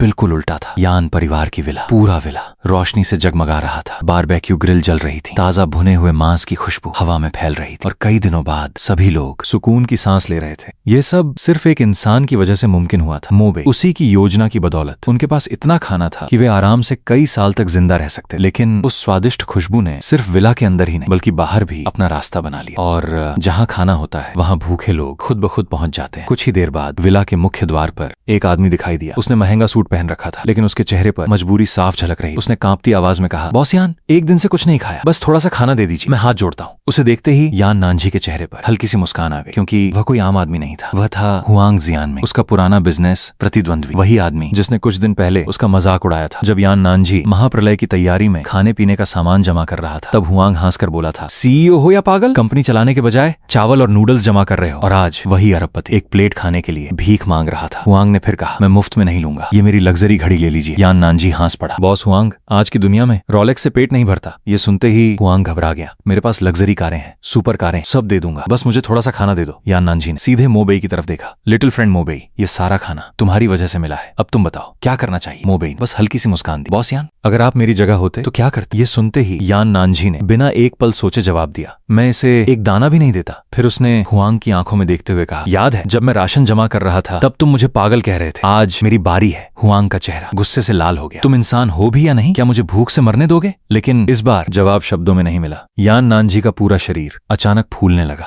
उसके माथे से 2 विशाल सींग निकल आए और अगले ही पल वह एक विशाल मिनोटॉर में बदल चुका था। उसने जोरदार दहाड़ लगाई, ररार! पूरी जगह उसकी दहाड़ से कांप उठी। विला के बाहर खड़े सभी लोग डर के मारे उल्टे पांव भाग खड़े हुए। किसी में भी पीछे मुड़कर देखने की हिम्मत नहीं थी। सबके चले जाने के बाद यान नानजी ने गहरी सांस ली और हल्का सा मुस्कुराया। मोबेई, जिंदगी भर इन लोगों ने मुझे नीचा दिखाया, मेरी कंपनी बर्बाद करने की कोशिश की, लेकिन आज पहली बार मुझे इनसे बदला लेने का मौका मिला। सच कहूं, आज दिल को सुकून मिल गया। मोबेई ने कुछ नहीं कहा, बस हल्का सा मुस्कुरा दिया, क्योंकि वह इस एहसास को बहुत अच्छी तरह समझता था। कुछ ही देर बाद बारबेक्यू पार्टी फिर से शुरू हो गई। सभी लोग मजे से खाना खाने लगे, लेकिन मोबेई चुपचाप ऊपर अपने कमरे में चला गया। बिस्तर पर लेटकर उसने आंखें बंद कर ली। विला सुरक्षित है, सप्लाईज भी काफी हैं। अब मुझे सिर्फ एक चीज पर ध्यान देना है, अपनी ताकत को और भी ज्यादा शक्तिशाली बनाना। नीचे लॉन में पार्टी अब भी चल रही थी। इसी बीच यान नानजी धीरे धीरे अपनी बेटी यान शियाओतियान के पास आया। उसने गंभीर स्वर में पूछा, सच सच बता, क्या तुझे मोबेई पसंद है? ये सुनते ही यान शियाओतियान का चेहरा टमाटर की तरह लाल हो गया। डैड, आप भी ना। लेकिन यान नानजी बिल्कुल गंभीर था। मोबेई जैसा लड़का पूरे महाप्रलय में ढूंढने से भी नहीं मिलेगा। ताकतवर भी है, समझदार भी, और सबसे जरूरी भरोसेमंद। अगर तुझे वह पसंद है तो देर मत कर। यान शियाओतियान ने शर्माते हुए धीरे से सिर झुका लिया। सच कहूं, मुझे मोबेई अच्छा लगता है, बस इतना सुनना था कि यान नानजी ने उसका हाथ पकड़ लिया और सीधे उसे विला के अंदर की ओर धकेल दिया। तो जा, उसके कमरे में जा, आज ही अपने दिल की बात कह दे। यान शियाओतियान पूरी तरह हैरान रह गया। उसका दिल जोर जोर से धड़कने लगा। वह धीरे धीरे सीढ़ियां चढ़ने लगी। हर कदम के साथ उसकी घबराहट और बढ़ती जा रही। और जब यान शियाओतियान को समझ नहीं आ रहा था क्या करे, एक कैडिलैक विला के गेट के सामने आकर रुकी। उसमें से एक ब्लॉन्ड बालों वाला टीनेजर बाहर निकला। जैसे ही उसने यान शियाओतियान को देखा, उसका चेहरा खुशी से चमक उठा। लेकिन जैसे ही यान शियाओतियान ने देखा कि विजिटर कौन है, उसकी भौहें हल्की सी तन गईं। यान नानजी ने भी जब देखा तो उसका चेहरा धीरे धीरे काला पड़ने लगा। वो इस ब्लॉन्ड लड़के को पहचानता था। ये यान शियाओतियान के सूटर्स में से एक था। अंकल यान, आप भी यही हैं? परफेक्ट, मैं अब एक स्पिरिट बीस्ट वॉरियर बन चुका हूँ। मैं खास तौर पर शियाओतियान को प्रपोज करने आया हूँ। अब मैं आपकी प्रेशियस बेटी के लायक बन चुका हूँ, है ना? यान नानजी के चेहरे की बढ़ती हुई नाराजगी को इग्नोर करते हुए ली किंगशान ने दोबारा ट्रंक खोला और उसमें से कुछ पुरानी घटिया कैंड फूड्स निकाली। और एक बात और, हर एक कैन एक्सपायर्ड थी। लीजिए, ये सब खाना ले लीजिए। अंकल यान और शियाओतियान दोनों लोग कुछ ले लो। ये शियाओतियान से शादी के लिए मेरा बेट्रोथल गिफ्ट समझ लीजिए। 30 years east of the river, 30 years west of the river. मैं अब पहले वाला इंसान नहीं रहा। यान शियाओतियान ने अपना चेहरा घुमा लिया। उसकी आंखें थोड़ी लाल थीं, लेकिन ये टच्ड होने की वजह से नहीं थी, वो गुस्से में थी। ऐसे किसी के द्वारा परस्यू किए जाने पर उसे पूरी तरह बेइज्जती महसूस हो रही थी। यान नानजी अपनी बेटी को प्रोटेक्ट करने के लिए उसके सामने खड़ा हो गया। मैं तुम्हें सलाह दूंगा कि थोड़ा शांत हो जाओ। आखिर मैं अब एक सुपीरियर स्पिरिट बीस्ट वॉरियर हूँ। अगर आप मुझसे इतने ही नाराज हैं तो चलिए, मुझे मार लीजिए। मैं आपको 3 पंचेस फ्री में देता हूँ, जब तक आपको अच्छा लगे। यान नानजी पहले से ही अपना गुस्सा खोने वाला था। ली किंगशान की बकवास सुनकर वो और ज्यादा कंट्रोल नहीं कर पाया। उसका नॉर्मल फॉर्म 3 मीटर लंबे मस्कुलर मिनोटॉर में बदल गया। उसका पूरा बदन एक फियर्स ऑरा छोड़ रहा था। अगर तुम मेरे 3 पंचेस ले सको तो मैं शियाओतियान की शादी तुमसे करवा दूंगा। ये सीन देखकर घमंडी ली किंगशान स्तब्ध रह गया। तो आप भी स्पिरिट बीस्ट वॉरियर निकले। ठीक है, जैसा आपने कहा वैसा ही करते हैं। आपके 3 पंचेस लूंगा। अगर मैं ले सकूं तो शियाओतियान की शादी मुझसे कर देनी। यान नानजी ने दांत भींचते हुए एक एक शब्द करके कहा, हम सब सिविलाइज्ड लोग हैं। एक जेंटलमैन अपनी जुबान इस्तेमाल करता है, मुट्ठियों का नहीं। चलिए, चूंकि आप मेरा यहाँ स्वागत नहीं कर रहे, मैं चलता हूँ। अंकल यान, मैं शियाओतियान का अच्छी तरह ख्याल रखूंगा। आखिर शियाओतियान एक ऑर्डिनरी इंसान ही है। वो मेरे साथ कभी तकलीफ में नहीं रहेगी। मैं उसे हमेशा खुश और वेल फेड रखूंगा। यहाँ से निकल जाओ। यान नानजी का गुस्सा तुरंत फूट पड़ा। उसने पास रखा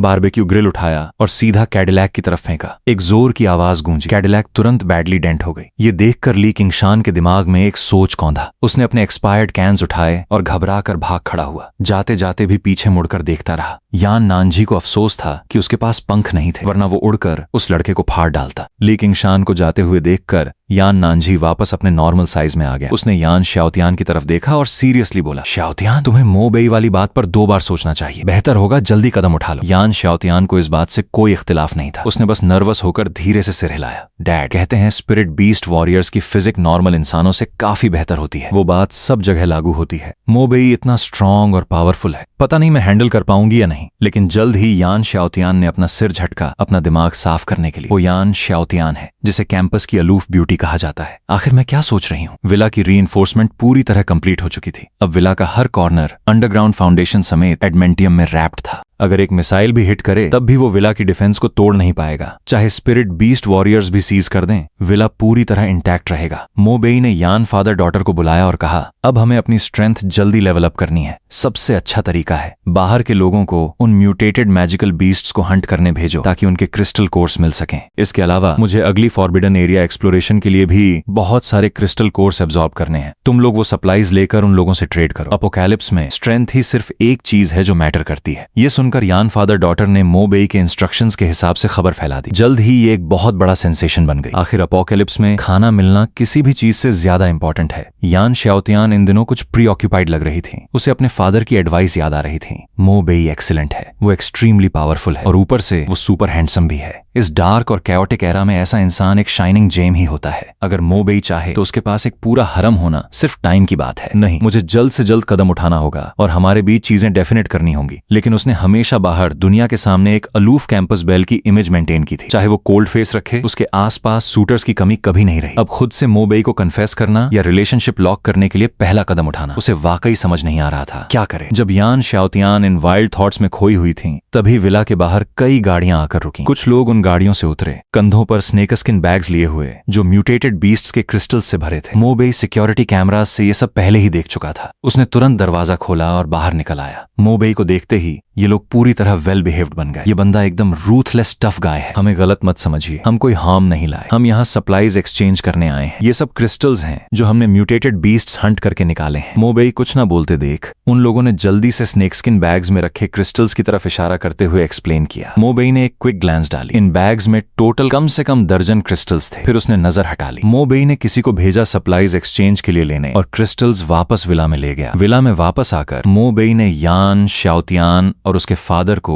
एक एक क्रिस्टल दिया एब्जॉर्ब करने के लिए। ये इसलिए नहीं था कि मो बेई स्टिंजी था, बल्कि ऑर्डिनरी स्पिरिट बीस्ट वॉरियर्स के लिए क्रिस्टल्स एब्जॉर्ब करना एक्सट्रीमली एनर्जी कंज्यूमिंग होता है। एक क्रिस्टल ही उन दोनों के लिए लंबे वक्त तक एब्जॉर्ब करने के लिए काफी था। इन दिनों दोनों ने मो बेई से क्रिस्टल्स के फंक्शन के बारे में सुना था। उन्हें पता था कि ये चीज उनका लेवल बढ़ा सकती है, इसलिए उन्होंने बिना किसी हेजिटेशन के एब्जॉर्ब करना शुरू कर दिया। दूसरी तरफ मो बेई ने एक क्रिस्टल उठाया और अपनी हथेली पर रख दिया। फिर उसकी हथेली में एक वॉर्टेक्स प्रकट हुआ जिसने क्रिस्टल को सीधा निगल लिया। म्यूटेटेड बीस्ट क्रिस्टल पूरी तरह मो बेई के अंदर एब्जॉर्ब हो गया। ये देखकर कि मो बेई ने पहले ही 2 स्नेकस्किन बैग्स के सारे क्रिस्टल्स एब्जॉर्ब कर लिए थे, फादर डॉटर स्तब्ध रह गए। उन्हें पूरी तरह कंफ्यूजन हो गया। हम सब स्पिरिट बीस्ट वॉरियर्स हैं, हमारे बीच का गैप इतना बड़ा कैसे हो सकता है? ये तो लिटरली एक मॉन्स्टर है। अगले कुछ दिन रिलेटिवली अनइवेंटफुल थे। कभी कभी लोग क्रिस्टल्स एक्सचेंज करने आते रहते थे। मो बेई किसी को भी मना नहीं करता था। वैसे भी उसने इतनी सप्लाईज होल्ड कर ली थी कि अगर दारू सिटी के सारे लोग भी आ जाते सप्लाईज एक्सचेंज करने, तब भी वो पूरी तरह हैंडल कर सकता था। ज्यादातर क्रिस्टल्स खुद मो बेई ने एब्जॉर्ब किए। उसकी स्ट्रेंथ बढ़कर लेवल 9 हो गई। अपनी फिजिकल स्ट्रेंथ में इंप्रूवमेंट महसूस करते हुए मो बेई खुद से बोला, अपनी स्ट्रेंथ बढ़ाने से ज्यादा मुझे नए जीन्स डिवावर करने की फिक्र है। पता नहीं अगला डिवावर अपॉर्चुनिटी कब अनलॉक होगा। रात चुपचाप उतर आई। मो बेई अपने रूम में जल्दी रेस्ट करने चला गया। बेडरूम डोर के बाहर हल्के से फुटस्टेप्स सुनाई दिए। फिर टाइटली क्लोज्ड डोर धीरे से खुला। पजामास पहने एक प्रिटी फिगर टिपटो पे दरवाजे की क्रैक से अंदर आई। क्या कोई चोर विला में घुस आया या कोई दुश्मन रिवेंज लेने आया? चूंकि ना ये कोई पेटी थीफ था ना दुश्मन, कोई तो था जो चुपके से उसके रूम में आया था। मो बेई को जवाब जल्दी मिल गया। ये यान शाओतियान थी। जैसे ही ये प्रिटी फिगर बेड साइड तक टिपटो से आई, मो बेई को पहले से ही यान शाओतियान की हल्की सी खुशबू महसूस हो गई। यान शाओतियान अब वो कोल्ड कैंपस ब्यूटी नहीं लग रही थी जो वो यूजुअली थी। अंधेरे में वो ब्लश कर रही थी और बेड के पास चुपचाप खड़ी थी। वो बार बार अपनी सांस कंट्रोल कर रही थी, खुद को मन ही मन चीयर कर रही थी, लेकिन उसका दिल अभी भी चेस्ट से बाहर निकलने वाला था। इतने टाइम साथ रहने के बाद मुझे वाकई मो बेई के लिए फीलिंग्स हैं। इसके अलावा उसने हमारे पूरे परिवार को बचाया। अगर वो इलेक्ट्रिक ईल न लेकर आता तो मैं और मेरे डैड दोनों मर चुके होते। किसी की जान बचाने वाले का इतना बड़ा रिवॉर्ड मिलना चाहिए। इसी के बाद उसने अपने ओरिजिनल इंटेंशन के खिलाफ एक बोल्ड मूव लिया। उसने मो बेई के बगल वाली रजाई उठाई और धीरे से बेड पर लेट गई। मो बेई, जो अपनी आंखें बंद करके सोने का नाटक कर रहा था, पूरी तरह स्तब्ध रह गया। उसने सोचा यान शाओतियान उसके खिलाफ कोई बुरा इरादा रखती है, काइंडनेस को एनमिटी से रिटर्न करना चाहती है। वो अपना बीस्ट फॉर्म एक्टिवेट करने और फाइट करने के लिए रेडी हो गया था, लेकिन उसने तो ये किया। तुम क्या कर रही हो? यान शाओतियान अभी अभी लेटी थी और अपने रेसिंग हार्ट को काम करने की कोशिश कर रही थी। जब अचानक उसने मो बेई की आवाज सुनी, वो शौक से चीख पड़ी। यान शाओतियान का चेहरा शर्म से तुरंत लाल हो गया, लेकिन फिर उसने दोबारा सोचा, इतनी दूर आ चुकी हूँ, बीच में कैसे छोड़ दूं? जब मो बेई बिल्कुल अनप्रिपेयर्ड था, यान शाओतियान ने अचानक पलटकर उसे हग कर लिया। उसे कुछ बोलने का मौका दिए बिना ही उसके सॉफ्ट लिप्स उसके माउथ से प्रेस हो गए। उस रात चांदनी चुपचाप फ्लोर पर चमक रही थी, लेकिन वो बढ़ती हुई पैशन और इंटीमेसी को रोक नहीं पाई। मो बेई अगले दिन बहुत जल्दी उठा। वो पूरी तरह रिफ्रेश्ड महसूस कर रहा था। यान शाओतियान का हाल अलग था। वो लगभग नून तक नहीं उठी। उसका चलने का अंदाज भी काफी अजीब था। लिविंग रूम का माहौल थोड़ा अजीब था। अपने फादर की नजरें खुद पर महसूस करते हुए यान शाओतियान हल्की सी ब्लश हो गई। वो चाहती थी कि जमीन में कोई क्रैक मिल जाए जहां वो छुप सके। यान नानजी का हाल अलग था। वो अंदर ही अंदर बहुत खुश था। मोबेई ने अचानक बात शुरू की। गुड नाइट बॉस यान। यंग फ्रेंड मोबेई, तुम लोग जवान हो, जो भी करते हो वो मेरा बिजनेस नहीं है और मैं उसके बीच में पड़ना भी नहीं चाहता। जैसा ठीक लगे वैसा करो। ओ हाँ मोबेई, आज सुबह भी काफी लोग सप्लाईज ट्रेड करने आए थे। मोबेई ने सिर हिलाया, ब्रीफ केस खोला, अंदर रखे क्रिस्टल कोर्स निकाले और उन्हें एब्जॉर्ब करना शुरू किया। सिर्फ कुछ मिनट में सारे क्रिस्टल कोर्स पूरी तरह एब्जॉर्ब हो चुके थे। कॉन्ग्रेचुलेशंस होस्ट, आपका लेवल 10 तक अपग्रेड हो गया है। आपने एक डिवावर अपॉर्चुनिटी अर्न की है। नया फंक्शन अनलॉक हो गया। होस्ट अब म्यूटेटेड एनिमल्स, प्लांट्स और इंसेक्ट्स को डिवावर कर सकता है। लेकिन मोबेई को अभी ब्लड लाइन लेवल्स का इफेक्ट नहीं पता था। फिलहाल इसका कोई फर्क नहीं पड़ता। उसने एक और डिवावर चांस पाली थी और इस बार वो म्यूटेटेड एनिमल्स, प्लांट्स और इंसेक्ट्स को डिवावर कर सकता था। इसलिए उसके ऑप्शंस काफी ज्यादा वाइड हो गए थे। अगला स्टेप था उस रिजरेक्शन डिवाइस को ढूंढना। ये गियर इंसैनली ओवरपावर्ड था, बेसिकली 1 सेकंड लाइफ रखने जैसा, लेकिन ये एक्सट्रीमली हार्ड टू फाइंड था। उसकी रीबर्थ से पहले ये गियर पैंग दाहाई लॉन्गहू माउंटेन के हेवनली मास्टर ने ढूंढा था। इसी गियर की मदद से वो बाद में ड्रैगन कंट्री के टॉप पावर हाउसेज में से एक बन गया था। सबसे इंपॉर्टेंट बात, उसकी डिविनेशन स्किल्स हर तरह के ट्रेजर्स लोकेट कर सकती थी। इसका मतलब था कि मोबेई के पास अब 2 टेम्पररी गोल्स थे, नया डिवावर टारगेट ढूंढना और डिवावर कंप्लीट करना, और पैंग दाहाई को ढूंढकर उसे अपनी साथ दूसरी फॉरबिडन जोन में ले जाना। ये सोचते ही मोबेई ने यान शाओतियान को साथ लिया और निकल पड़ा। फॉरबिडन जोन के उस रिजरेक्शन गियर के लिए उसे जल्द से जल्द लॉन्गहू माउंटेन के हेवनली मास्टर पैंग दाहाई को अपनी साइड में लेना होगा। दोनों विला से निकलकर एक रेड फेरारी में बैठे और लॉन्गहू माउंटेन की तरफ चल पड़े। इस बार वो सप्लाईज कलेक्ट करने नहीं जा रहे थे, इसलिए बड़ा ट्रक लेना ऑब्वियसली सही नहीं था। यान शाओतियान ने इस ट्रिप का पर्पस भी पूछा। चूंकि वो अपना ही बंदा था, मोबेई ने कुछ नहीं छुपाया। उसने उसे पैंग दाहाई की डिविनेशन एबिलिटीज और सेकंड फॉरबिडन जोन के रिजरेक्शन गियर के बारे में पूरी डिटेल से बताया। यान शाओतियान पूरी तरह शॉक्ड रह गए। ये तो लिटरली एक रिवाइव आर्मर है। मुझे यकीन ही नहीं हो रहा कि असली जिंदगी में ऐसा गियर एग्जिस्ट करता है। लेकिन फिर उसने सोचा कि जब डार्क कैओस पहले ही हो चुका है और एनिमल्स, प्लांट्स, इंसेक्ट्स तक मॉन्स्टर्स में म्यूटेट हो सकते हैं, तो ये इतना शॉकिंग भी नहीं रहा। ट्रिप बिल्कुल स्मूथली चली। रोड पर बेयरली कोई और गाड़ी थी। 2 आधे घंटे बिना किसी ऑब्स्टिकल के ड्राइव करने के बाद दोनों सेफली लॉन्गहू माउंटेन पहुंच गए। मोबेई का सीनरी एंजॉय करने का मूड नहीं था। उसने कार सीधा ताओइस्ट टेम्पल के गेट के सामने पार्क कर दी। जैसे ही दोनों गाड़ी से उतरे, टेम्पल का गेट खुला। एक मोटा आदमी ताओइस्ट रोब पहने अपनी स्लीपी आंखें मलते हुए जम्हाई लेता बाहर आया। यहाँ आप हर तरह की सप्लाईज इंसेंस के बदले ट्रेड कर सकते हैं। खाना और ऐसी चीजें प्रेफर्ड हैं। इसी वक्त मोबेई एक फ्लैश में मूव किया और सीधा पैंग दाहाई के चेहरे पर एक पंच मारा। ये क्या कर रहे हो? मोबेई ने कोई शब्द वेस्ट नहीं किए, बस अपने लिम्स थोड़े स्ट्रेच किए। उस क्रिटिकल मोमेंट पर अपना सर सहलाता पैंग दाहाई अचानक पीला पड़ गया और सीधा मोबेई के सामने घुटने टेक दिए।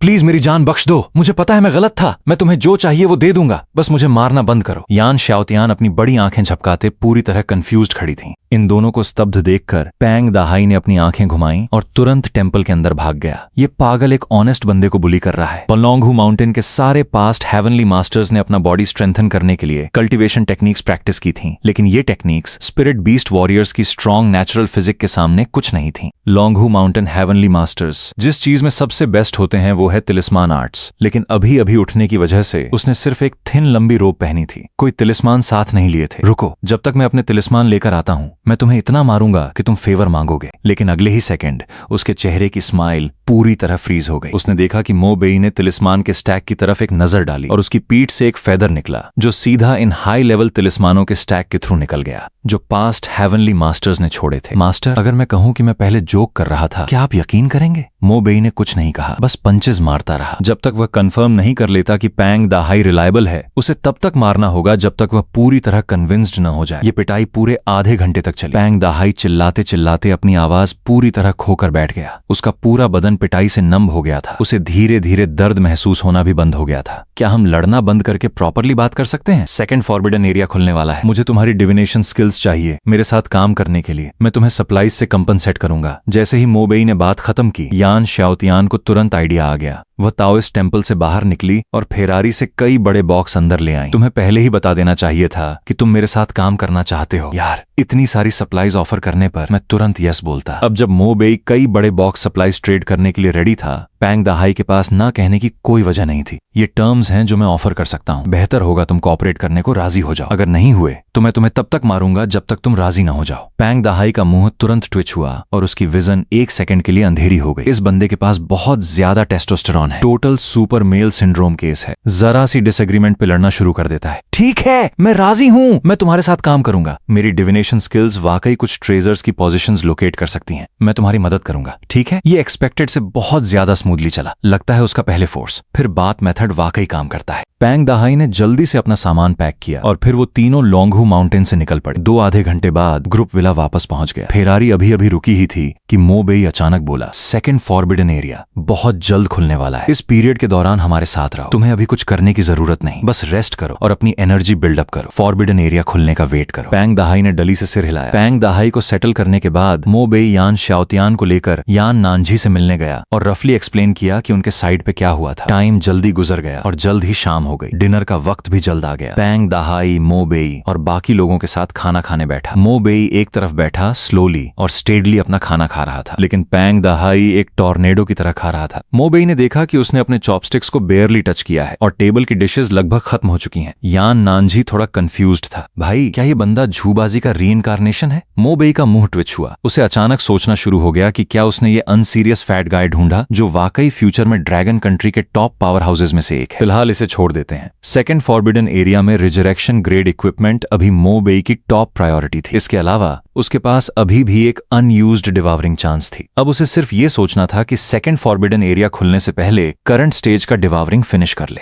Right at this moment living room में चल रहा टीवी अचानक इमरजेंसी ब्रॉडकास्ट पे कट हो गया। दारू सिटी फर्स्ट रिसर्च इंस्टीट्यूट में एक इमॉर्टल म्यूटेटेड कॉकरोच नजर आया है। दारू सिटी मिलिट्री अब सारे रेजिडेंट्स से हेल्प मांग रही है। टीवी पे एक फुटेज आया। ये रिसर्च इंस्टीट्यूट की एक लैब का सीन था। एक किटन जितना बड़ा ब्लैक कॉकरोच लैब में वाइल्डली दौड़ रहा था। पूरी लैब टोटल कैओस में थी। रिसर्चर्स जो भी ट्राई कर रहे थे उस ह्यूज कॉकरोच को रोक नहीं पा रहे थे। कैओटिक फुटेज में कोई फायर आर्म्स से शूट कर रहा था। फ्लेम्स भी बर्स्ट हो रही थीं। उन्होंने ऑटोमेटिक राइफल्स भी यूज की, लेकिन जब बुलेट्स कॉकरोच से टकराती वो तुरंत उसके ब्लैक शेल से बाउंस हो जाती थी। किसने सोचा था कॉकरोचेस भी म्यूटेटेड बीस्ट्स बन सकते हैं? दारू सिटी मिलिट्री वाकई ऑनलाइन हेल्प मांग रही है। लगता है उनके पास वाकई कोई और ऑप्शन नहीं बचा। यान नानझी ने अपनी टंग क्लिक की। अच्छी बात है कि अभी तक सिर्फ एनिमल्स, प्लांट्स और इंसेक्ट्स ही म्यूटेट हो रहे हैं। बैक्टीरिया जैसे माइक्रो ऑर्गेनिजम्स अभी तक म्यूटेट नहीं हुए। अगर बैक्टीरिया और दूसरे माइक्रोब्स भी म्यूटेटेड बीस्ट्स में बदल सकते तो ब्लू स्टार तुरंत हेल ऑन अर्थ बन जाता। मो बेई ने अपनी आंखें नैरो की और अचानक खड़ा हो गया। फायर आर्म्स और स्पिरिट बीस्ट्स के सीज के नीचे भी एस्केप कर पाना, ये चीज डेफिनेटली ऑर्डिनरी नहीं है। शायद मैं इसे डिवावर कर सकता हूँ। मैं लैब जा रहा हूँ। तुम सब विला में रहो, बाहर रैंडमली मत जाना। चाहे प्रॉब्लम कितनी भी बड़ी हो, मेरे वापस आने तक वेट करो ताकि मैं हैंडल कर सकूं। यान नानझी शॉक्ड रह गया। ये लड़का वाकई लैब जाकर हेल्प करने जा रहा है। उसने कभी सोचा नहीं था कि मो बेई, जो हमेशा अपने सारे दुश्मनों को वाइप आउट करता है, उसका ऐसा काइंड साइड भी होगा। पैंग दाहाई दूसरी तरफ एक रॉक की तरह स्टेडी था। स्टिल अपना खाना शॉवलिंग। जाओ, टेंशन मत लो, हम सब यहीं रहेंगे। मो बेई, तुम्हें सेफली वापस आना है। मो बेई ने सिर हिलाया। फेरारी ड्राइव करके विला से निकल गया। वो सीधा फर्स्ट रिसर्च इंस्टीट्यूट की तरफ गया। ड्रैगन कंट्री में रिसर्च इंस्टीट्यूट्स जैसी जगह काफी कॉमन है। हर एक इंपॉर्टेंट रिस्ट्रिक्टेड मिलिट्री एरिया होता है। सेंट्रीज चारों तरफ पोस्टेड होते हैं। अगर कोई ऑर्डिनरी इंसान जरा सा भी पास आए, उसे वार्निंग मिलेगी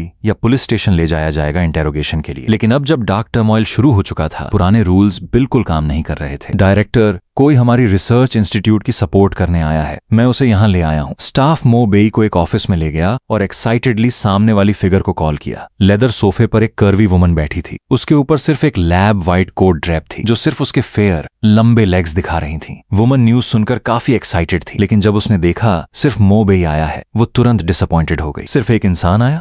हाँ, सिर्फ यही एक इंसान आया है। शेन क्यूलान ने साई ली। फिर वो खड़ी हुई और मो बेई की तरफ चली। एक हल्की प्लेजेंट खुशबू उसके फेस से टकराई। मो बेई ने नोटिस किया कि ये वुमन एक्सट्रीमली गुड लुकिंग थी। मुझे अपना इंट्रोड्यूस करने दो, मैं शेन क्यूलान हूँ। शेन क्यूलान ने मो बेई को अपना हाथ बढ़ाया। मो बेई के फेस पर एक वियर्ड लुक आई। अगर मैं सही याद कर रहा हूँ, शेन क्यूलान भी एक बहुत केपेबल इंसान है। मैं मो बेई हूँ। सबसे पहले मदद के लिए आने के लिए बहुत शुक्रिया, लेकिन ये कॉकरोच डेफिनेटली कोई ऑर्डिनरी म्यूटेटेड बीस्ट नहीं है। हमारा एस्टिमेट है कि वो सिर्फ प्राइमरी लेवल पे है, लेकिन हमारी लैब के सारे स्पिरिट बीस्ट वॉरियर्स मिलकर भी इसे डाउन नहीं कर पाए। चूंकि तुम मदद करने राजी हो, प्लीज खुद को सेफ रखना। Let's cut the crap. ठीक है, अगर मैं यहाँ मदद करने आया हूँ तो मैं डेफिनेटली तुम्हें होल्ड बैक नहीं करूंगा। शेन क्यूलान पर्सनली मो बेई को लैब ले गई। लैब टोटल मेस थी। स्पेशल मटेरियल से बनी दीवारों में हिट्स की वजह से बहुत सारे होल्स थे। देखना भी हॉरिबल था। इंस्टीट्यूट के बहुत से स्पिरिट बीस्ट वॉरियर्स अभी भी टीम बनाकर इस म्यूटेटेड कॉकरोच से फाइट कर रहे थे। ये म्यूटेटेड कॉकरोच सबके सीज के नीचे टोटली अनहार्म्ड अचानक डेड ट्रैक पे रुक गया और सीधा मो बेई की तरफ चार्ज कर दिया। What the hell? मो बेई स्तब्ध रह गया। उसकी प्यूपिल्स शार्पली श्रिंक हुई और उसने कर्स किया। एक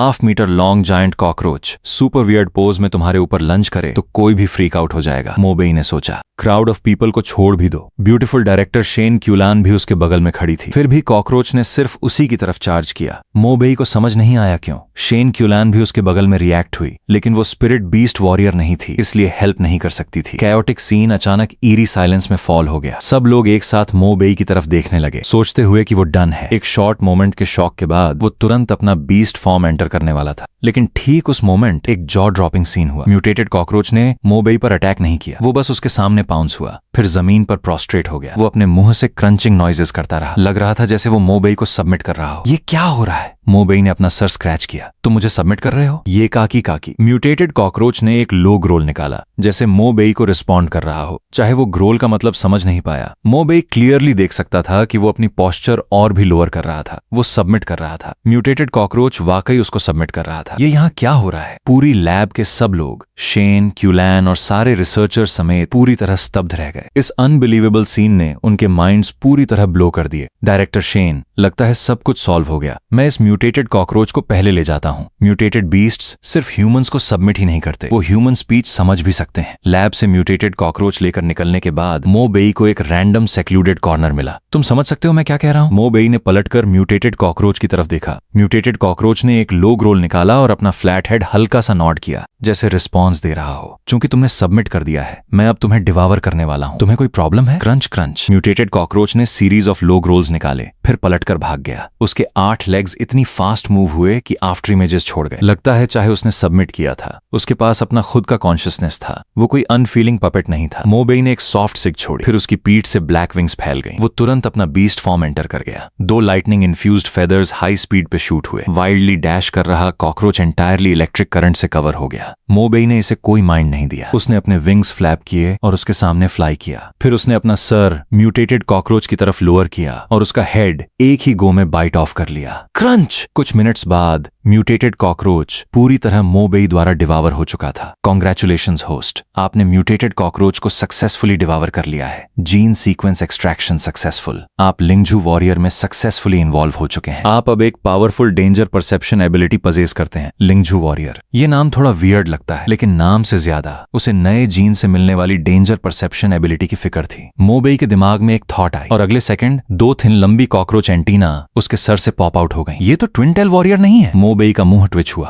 वो स्पॉट पे टोटली एम्बैरेस्ड हो गया। अब तक जब भी वो एक नया जीन सीक्वेंस डिवावर करता, उसका बॉडी करस्पॉन्डिंग चेंजेस से गुजरता, जैसे उसकी पाम पर मालियांग माउथ पार्ट, उसकी पीठ पर ब्लैक फॉल्कन विंग्स और उसके शोल्डर पर इलेक्ट्रिक ईल हेड। उसने कभी एक्सपेक्ट नहीं किया था कि इस बार म्यूटेटेड कॉकरोच डिवावर करने के बाद उसके एक पेयर कॉकरोच एंटीना ग्रो होंगे। उसकी सेंसेस इन्फिनिटली एम्प्लीफाइड हो गई थी। कोई भी टाइनी मूवमेंट अराउंड उसकी परसेप्शन से एस्केप नहीं हो सकती थी। अचानक मो बेई ने एक डेंजरस ऑरा सेंस किया। सोचने का टाइम दिए बिना वो क्विकली साइड में डॉज हो गया। उसके पीछे वाला एक बड़ा ट्री अचानक ट्विस्ट होने लगा। 1.5 metre long giant chameleon instantly reveal हुई। ये सीन देखकर मो बेई फैक्ट के बाद 1 सेकंड के लिए टेरिफाइड रह गया। ये डेफिनेटली यहाँ पूरे वक्त हाइड हुई थी, बस मैंने नोटिस नहीं किया पहले। मो बेई के डॉज करते ही कैमेलियन ने एक फ्यूरियस रोर निकाला। उसने अपने चारों लिम्स पुश ऑफ किए और दोबारा मो बेई की तरफ चार्ज किया। मो बेई सिर्फ उसके मूवमेंट्स को स्लो मोशन में देख ही नहीं सकता था, बल्कि उसका मूवमेंट पाथ भी एक्यूरेटली प्रेडिक्ट कर सकता था। इसी वक्त उसने अपना हाथ बढ़ाया और कैमेलियन के पेट पर अपनी पाम प्रेस की। काउंटलेस शार्प टीथ एक एक्टिवेटेड मीट ग्राइंडर में बदल गए, जो क्रेजीली बाइट और टीयर कर रहे थे। कैमेलियन ने एक मिजरेबल श्रीक निकाली। उसके इंटरनल ऑर्गन्स तुरंत टोर आउट हो गए और बिट्स में च्यू हो गए। वो स्पॉट पे ही मर गया। इंस्टेंट किल। मो बेई ने अपनी ब्लड सोक्ड पाम की तरफ देखा। वो काफी देर स्तब्ध रहा, फिर होश में आया। फिर वो ओवरवेलमिंग जॉय से भर गया। लगता है ये कॉकरोच एंटीना एक्सपेक्टेड से काफी ज्यादा यूजफुल हैं। इस चीज के साथ ओपोनेंट्स के अगेंस्ट फाइट करते वक्त मुझे एब्सोल्यूट एडवांटेज मिलेगा। पूरे दारू सिटी में अचानक एक एनोमली आ गई। पहले से क्लियर स्काई अचानक डार्क क्लाउड से कवर हो गया। कहीं से एक ब्लैक पिलर ऑफ लाइट सीधा स्काई में शूट हुआ। इस मोमेंट दारू सिटी के काउंटलेस लोग ये स्पेक्टेकुलर साइट देख रहे थे। सेकंड फॉरबिडन एरिया खुल चुका था। मो बेई ने अपनी आंखें नैरो की।